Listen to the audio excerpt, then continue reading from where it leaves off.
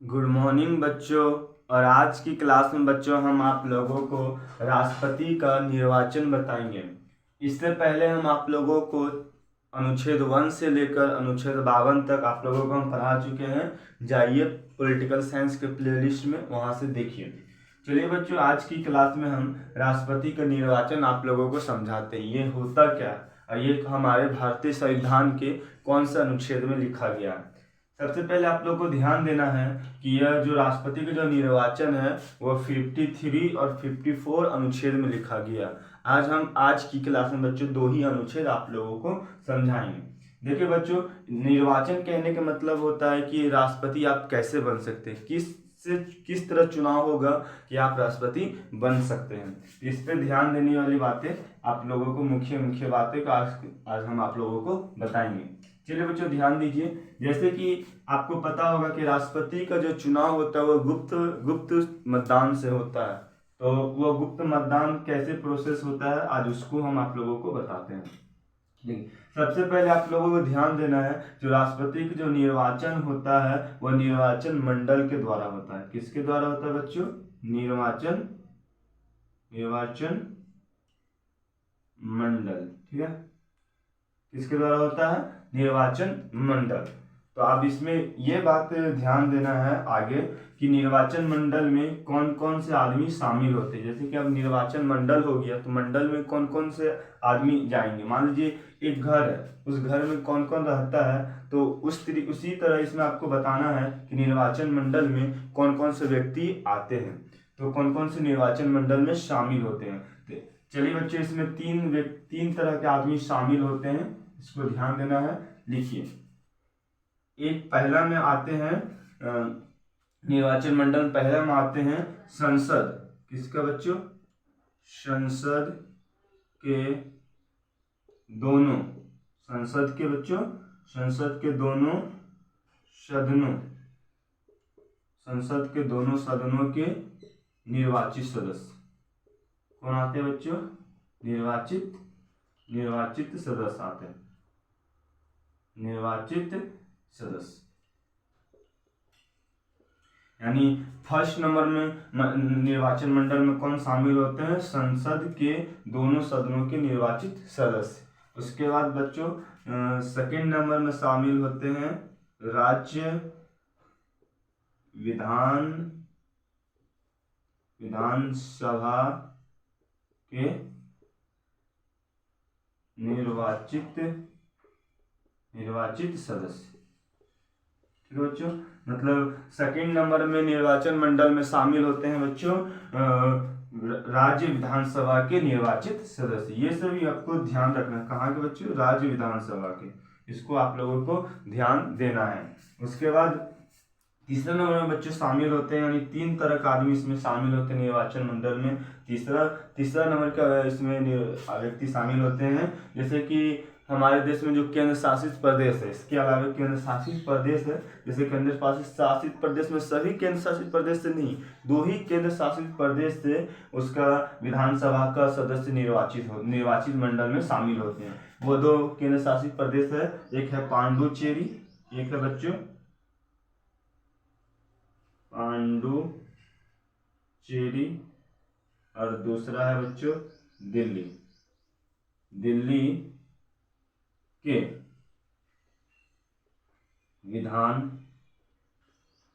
विधानसभा के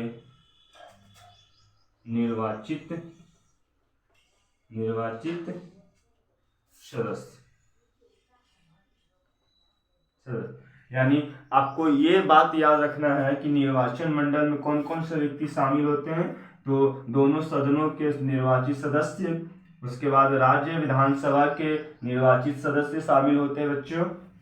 उसके बाद पांडुचेरी और दिल्ली के विधानसभा का निर्वाचित सदस्य ये निर्वाचन मंडल में क्या होते हैं? शामिल होते हैं। ठीक है बच्चों, इतना तो आप लोगों को याद हो गया। ये राष्ट्रपति का निर्वाचन का प्रोसेस होता है कि मतलब दोनों सदनों के निर्वाचित सदस्य रहेंगे तो ही निर्वाचन मंडल में बैठ सकते हैं, शामिल हो सकते हैं। फिर राज्य विधानसभा का निर्वाचित सदस्य ही शामिल हो सकते हैं बच्चों।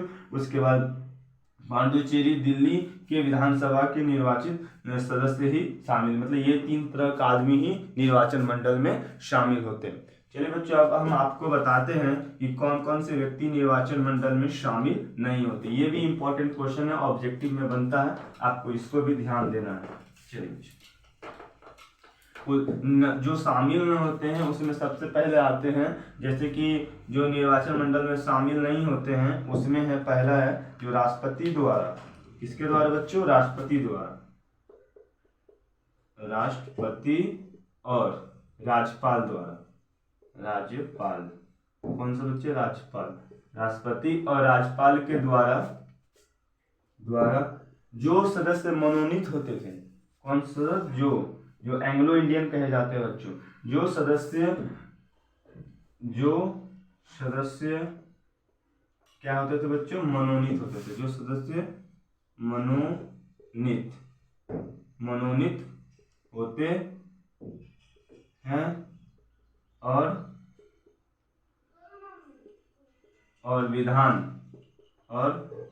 विधान परिषद के सदस्य शामिल नहीं होते हैं। मतलब जो निर्वाचन मंडल होता है बच्चों, उसमें आपके राष्ट्रपति द्वारा जो 2 सदस्य मनोनीत किए जाते थे और राज्यपाल के द्वारा 1 सदस्य, और विधान परिषद का जो सदस्य होंगे वो सब निर्वाचन मंडल में शामिल नहीं होंगे बच्चों। कौन कौन से निर्वाचन मंडल में शामिल नहीं होंगे फिर से जान लीजिए। राष्ट्रपति और राज्यपाल के द्वारा मनोनीत सदस्य, उसको एंग्लो इंडियन कहते हैं, और विधान परिषद के जो सदस्य होते हैं वो शामिल नहीं होते हैं बच्चों। उसके बाद आप लोग याद रखिए, जो एंग्लो इंडियन है उसके जो भागीदारी जो था उसको 2020 में हटा दिया गया। कब हटा दिया बच्चों? 2020 में। 2020 में एंग्लो इंडियन का जो भागीदारी था बच्चों, एंग्लो इंडियन का, किसका? एंग्लो इंडियन यानी जो मनोनीत किया जाता था बच्चों, उसको क्या किया गया? एंग्लो इंडियन को क्या किया गया? हटा दिया गया। एंग्लो इंडियन को क्या किया गया बच्चों? उसको भागीदारी से, निर्वाचन मंडल के भागीदारी से तो हटाया गया ही था, नहीं शामिल होते थे, लेकिन ये भागीदारी को क्या कर दिया गया? हटा दिया गया बच्चों। क्या कर दिया गया? हटा दिया गया। यहीं तक आप लोगों को बच्चों अनुच्छेद 53 था। अनुच्छेद 53 था। चलिए बच्चों, अब हम आप लोगों का अनुच्छेद यानी आर्टिकल 54 समझाते हैं। आर्टिकल 54 में होता क्या है, इसमें क्या प्रावधान किया गया भारतीय संविधान में, आपको ये देखना है। और इससे जो चीज़ हम मुख्य बातें, इंपॉर्टेंट टॉपिक बता रहे हैं, आप उसको नोट कर लीजिए बच्चों। ठीक है बच्चों, देखिए अब आप लोगों को हम बताते हैं आर्टिकल 54। कौन सा बच्चों? आर्टिकल 54। देखिए, अनुच्छेद 54। अब इसमें ध्यान देना है कि अनुच्छेद 54 में क्या प्रावधान किया गया। अनुच्छेद 54 में प्रावधान किया गया बच्चों कि इसमें राष्ट्रपति का चुनाव की चर्चा किया गया। क्या चीज किया गया बच्चों? राष्ट्रपति का चुनाव का चर्चा किया गया है। आपको बता दें बच्चों कि राष्ट्रपति का जो चुनाव होता है वो निर्वाचन मंडल के द्वारा होता है, बट जो वो अनुच्छेद 53 में लिखा गया है। अब आपको बताना है कि अनुच्छेद 54 में कैसे चुनाव होता है, चुनाव कैसे किया जाता है। आपको याद रखना है कि राष्ट्रपति का जो चुनाव होता है वो क्या होता है?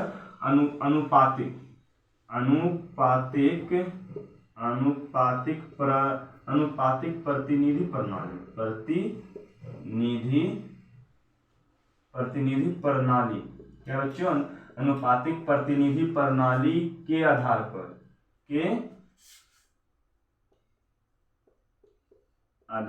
पर एकल संक्रमण संक्रमण मतदान, एकल संक्रमण गुप्त मतदान के द्वारा किया जाता है। आपको याद रखना है इसमें कि जो राष्ट्रपति का जो चुनाव होता है वो कैसे होता है, गुप्त मतदान के द्वारा। गुप्त मतदान कहने का मतलब होता है इसमें उजागर नहीं किया जाता है, मतलब जैसे कि जो मतदान होता है उसमें सभी कोई देशवासियों शामिल होते हैं, और गुप्त मतदान में जो हम 3 तरह के व्यक्ति निर्वाचन मंडल में जो शामिल होते हैं वो व्यक्ति शामिल होते हैं। तो गुप्त मतदान उसको कहा जाता है। जो एकल संक्रमणीय होता है मतलब उसमें कुछ किसी को नहीं बताया जाता, वो अनुपातिक प्रतिनिधि होता है, मतलब जिसका अनुपात ज़्यादा होगा वही सरकार बनेगा, उसी का वही राष्ट्रपति बनेगा। इस तरह से राष्ट्रपति का चुनाव होता है। आज की क्लास में बच्चों इतना ही। अब